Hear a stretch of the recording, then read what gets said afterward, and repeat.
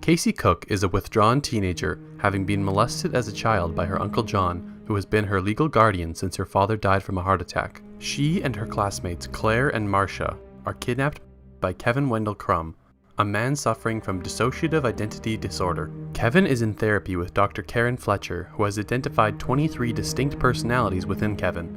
In his mind, these personalities sit in chairs in a room, waiting for Barry, the dominant personality, to grant them their turn in the light, meaning in control of Kevin. She has also found that Kevin's physiology changes with each personality. Recently, Barry has refused to allow Dennis or Patricia their turns, in part due to Dennis's tendencies towards bothering underage girls and Patricia's undesirable traits, and also because both appear to worship the Beast, a yet unseen 24th personality. Fletcher has found that she can bring back Kevin's own personality by speaking his full name. Kevin locks the girls in a cell in his underground quarters. They recognize he has a disorder, and Claire attempts to use this to escape but is caught by Dennis and separated from the others.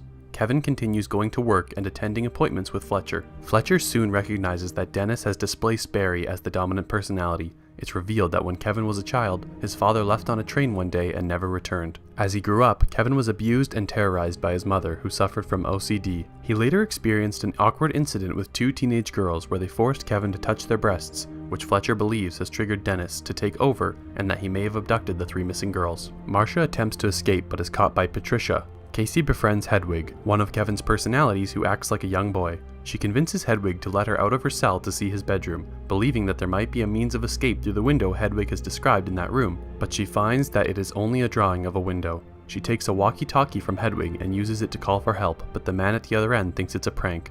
Patricia takes over and subdues Casey.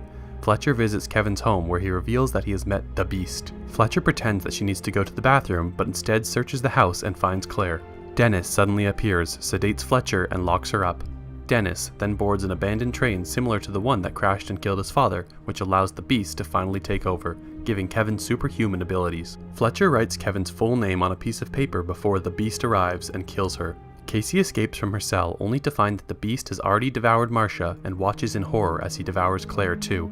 Casey finds Fletcher's body and the piece of paper. The Beast approaches her, but she calls out Kevin's full name, bringing Kevin's personality to the forefront. Upon learning of the situation and realizing that he has not been in control for 2 years, a horrified Kevin begs Casey to kill him with a shotgun he has hidden. This prompts all 24 personalities to fight for control of the light, but the Beast takes hold again.